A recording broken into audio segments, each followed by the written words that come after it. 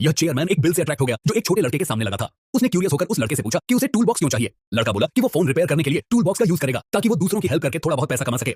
Chairman हैरान रह गया ये सुनकर कि वो फोन रिपेयर कर सकता है। फिर उसने पूछा कि टूल बॉक्स का प्राइस कितना है। लड़का बोला $80। चेयरमैन ने प्रिटेंड किया कि ये काफी महंगा है और वो वहां से उठकर जाने लगा। पर अचानक लड़का उसके पीछे से चिल्लाया। उसने बताया कि उसने ऑलरेडी 6 होलसेल मार्केट्स विजिट किए और कंपेयर करने के बाद $80 सबसे लोएस्ट प्राइस है। उसने $30 ऑलरेडी सेव कर लिए और इन्वेस्टमेंट के तौर पर सिर्फ $50 और चाहिए ताकि चेयरमैन उसका पार्टनर बन सके। लड़के की सिंसियरिटी ने चेयरमैन को इंप्रेस कर दिया। चेयरमैन ने $50 निकाले और एक कंडीशन रखी। उसने बोला कि वो सिर्फ 2 दिन के लिए सिटी में है। उसने लड़के से बोला कि 2 दिन में उसे $50 वापस करने होंगे और इंटरेस्ट के तौर पर $8 एक्स्ट्रा। साथ ही उसने यह भी बोला कि लड़का उसे 2 दिन के अंदर उसके रिपेयर का रिजल्ट भी दिखाए। लड़के ने बिना किसी हेजिटेशन के हाँ कर दी। उसे पता नहीं था कि चेयरमैन की ये छोटी सी हेल्प उसकी लाइफ पूरी तरह बदल देगी। 2 दिन बाद टूल बॉक्स कस्टमर्स के फोन से फुल था जो रिपेयर के लिए आए थे। लड़का चेयरमैन का वेट कर रहा था ताकि वो अपना काम दिखा सके। उसने $51 टाइटली पकड़े हुए थे। वो चेयरमैन को रिटर्न करना चाहता था लेकिन रात तक वेट करने के बाद भी चेयरमैन नहीं आया। लड़के ने साइलेंटली बॉक किया कि वो अपने पार्टनर का पैसा जरूर रिटर्न करेगा। ऐसे ही 15 साल गुजर गए। अब चेयरमैन एक ऐसी सिचुएशन में था जहां वर्कर्स अपनी सैलरी मांग रहे थे और कंपनी का एंट्रेंस पूरा ब्लॉक हो गया था। चेयरमैन अपने ऑफिस में बेकरार बैठा था। उसने अपने सेक्रेटरी से पूछा कि कंपनी का कैश फ्लो अचानक कैसे गायब हो गया। उसी टाइम चेयरमैन के 3 गोद लिए हुए बच्चे बड़े कॉन्फिडेंस के साथ अंदर आए। चेयरमैन को लगा कि शायद वो उसकी हेल्प करने आए हैं ताकि फंड्स जुटा सके और मुश्किलें दूर की जा सके।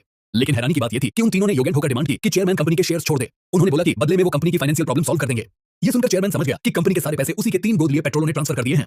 अब कंपनी एक खाली खोल बन चुकी थी और वर्कर्स अपनी सैलरी की डिमांड करते हुए कंपनी के बाहर जुड़ चुके थे। अडॉप्टेड सन्स को लग रहा था कि अब सारा कंट्रोल उनके हाथ में है, इसलिए वो बेकरी से मुड़ के चले गए। लेकिन जैसे ही वो बाहर निकले चेयरमैन के पास एक कॉल आया। पता चला कि उसकी मां को एंड स्टेज लीवर कैंसर है और सर्जरी का खर्चा $5 मिलियन है। लेकिन कंपनी के अकाउंट में एक भी पैसा नहीं था।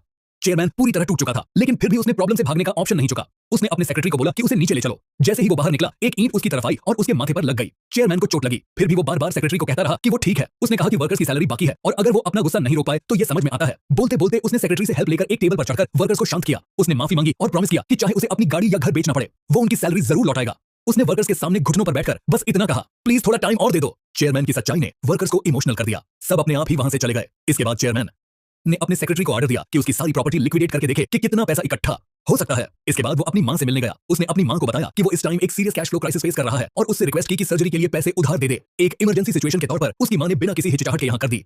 उन्होंने कहा कि अब जब वो इतनी उम्र दराज हो चुकी है तो बीमारी का इलाज इतना जरूरी नहीं है। वर्कर्स की मेहनत की कमाई ज्यादा है। मां की बातों ने यमन को और भी गिल्टी फील करवाया। असल में उसे तो हर हाल में अपनी मां का इलाज करवाना चाहिए था लेकिन अब वर्कर्स की हालत बहुत क्रिटिकल थी।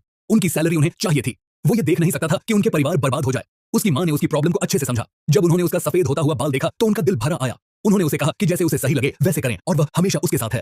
तभी चेयरमैन का फोन बजा। सेक्रेटरी ने बताया कि सारी प्रॉपर्टी बेचने के बाद भी $6 मिलियन की कमी बाकी है वर्कर्स की सैलरी चुराने के लिए। चेयरमैन को अपना पुराना स्कूल में मेट याद आया। एक टाइम पर जब वो अपना बिजनेस शुरू कर रहा था तब चेयरमैन ने अकेले ही उसकी हेल्प की थी। तो उसने रिस्क लेने का डिसाइड किया और तुरंत अपने पुराने दोस्त से $5 मिलियन उधार मांगे। लेकिन शॉकिंगली उसके उस पुराने दोस्त ने पैसे देने से मना कर दिया। उसका कहना था कि जब उसने चेयरमैन से पहले $2000 मांगे थे तो चेयरमैन ने कई दिन लगा दिए थे। हाँ कहने में तभी से वो दिल में बाप वाले हुए था।